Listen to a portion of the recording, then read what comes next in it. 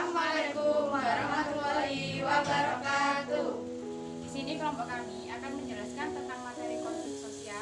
Saya sebagai ketua yaitu Rikman Yulitasari dengan anggota 1. Yuli Maulidia, 2. Yesa Izali Hasanah, 3. Yesa Lestari, 4. Kiki Nurjana, 5.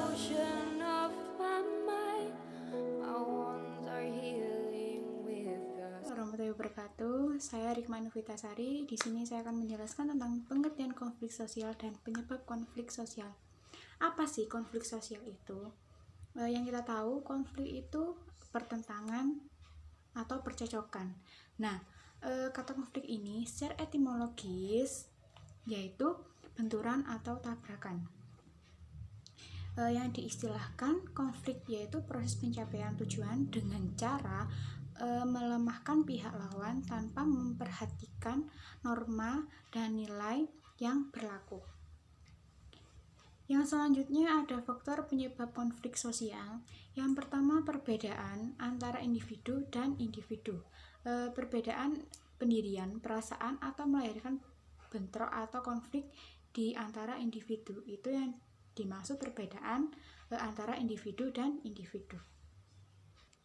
Yang selanjutnya, perbedaan kebudayaan. Nah, perbedaan kebudayaan ini dimaksudkan kepribadian dari individu tergantung pola-pola kebudayaan yang menjadi latar belakang pembentukan serta perkembangan kepribadian dan mempengaruhi kepribadian seseorang dalam kebudayaan tersebut.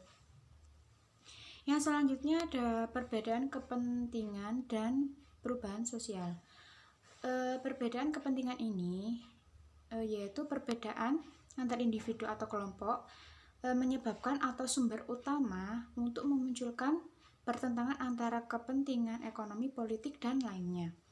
Yang terakhir, perubahan sosial. Perubahan sosial ini secara tidak langsung ikut mengubah nilai-nilai yang ada di masyarakat sehingga memunculkan golongan yang memiliki pendirian berbeda, seperti itu. Wabarakatuh, saya Kiki Nurjana akan menjelaskan tentang macam-macam konflik yang terdiri dari 6 konflik. Yang pertama, berdasarkan pihak yang terlibat, yaitu konflik yang terjadi pada seorang individu. Yang kedua, konflik antar individu. Yang ketiga, konflik antar individu dengan kelompok. Kemudian konflik yang kedua berdasarkan fungsi dalam organisasi, terdiri dari 2, yaitu konflik konstruktif dan konflik destruktif. Yang ketiga, berdasarkan posisi dalam organisasi, terdiri dari konflik vertikal, konflik horizontal, dan konflik garis staf. Yang keempat, berdasarkan dampak yang ditimbulkan, terdiri dari 2 konflik, yaitu konflik fungsional dan konflik disfungsional. Yang kelima, berdasarkan sumber konflik, terdiri dari konflik tujuan, konflik peranan, konflik nilai, dan konflik kebijakan.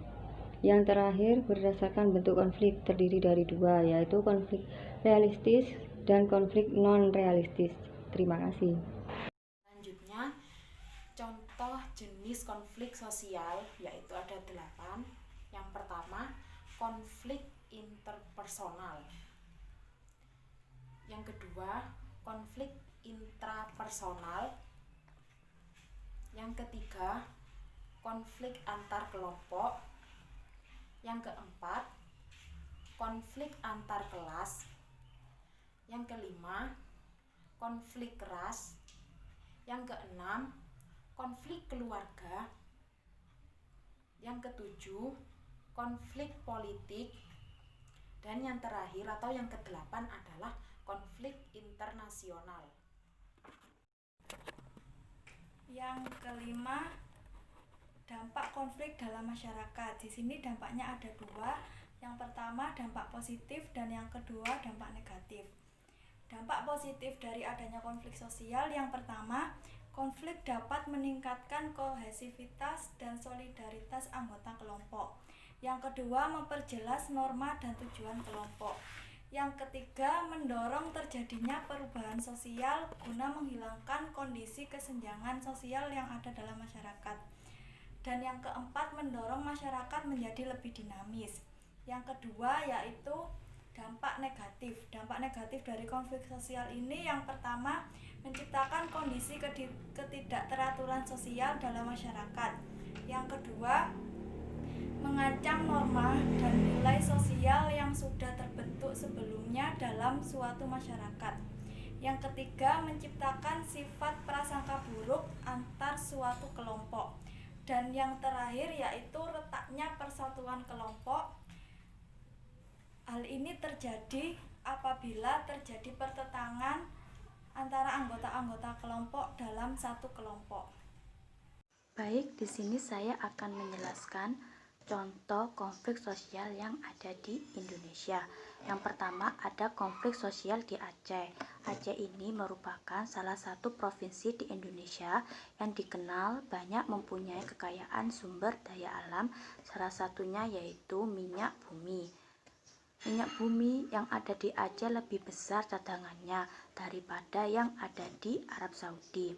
Oleh sebab itu, Aceh ingin membuat keputusan dengan merdeka dari Indonesia. Atas landasan inilah pada akhirnya dilakukan kerjasama dari perundingan yang terjadi. Hal ini untuk menekankan adanya konflik sosial yang pernah melanda di Aceh. Baik, untuk yang kedua contoh konflik sosial yang ada di Jawa Barat.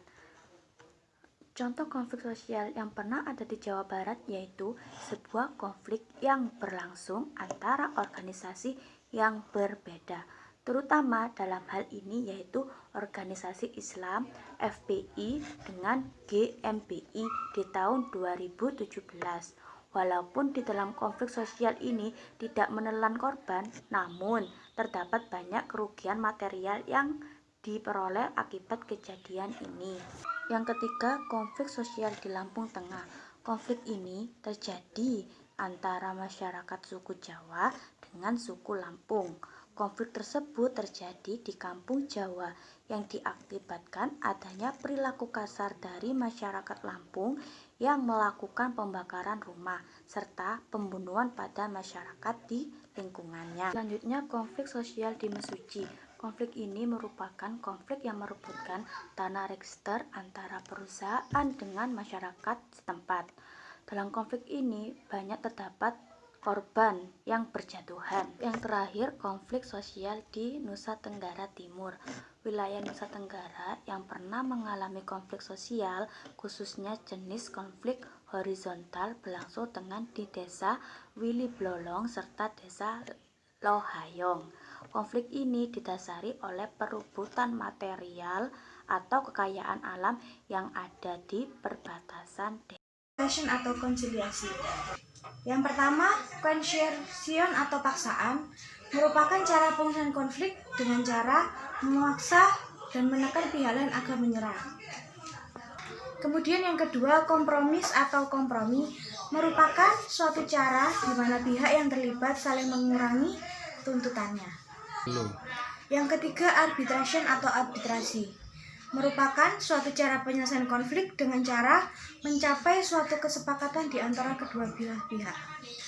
Kemudian yang keempat ada mediation atau penengahan. Di sini merupakan suatu cara penyelesaian konflik dengan cara menggunakan mediator yang diundang untuk menengahi sengketa konflik. Di sini mediator dapat membantu mengumpulkan fakta, menjalin komunikasi yang terputus, memperjelas masalah serta pemecahan masalahnya. Kemudian yang terakhir ada conciliation atau konsiliasi. Di sini merupakan suatu cara penyelesaian konflik dengan cara mempertemukan keinginan-keinginan dari belah pihak yang berselisih demi tercapai suatu kesepakatan bersama. Sekian dari saya. Wassalamualaikum warahmatullahi wabarakatuh.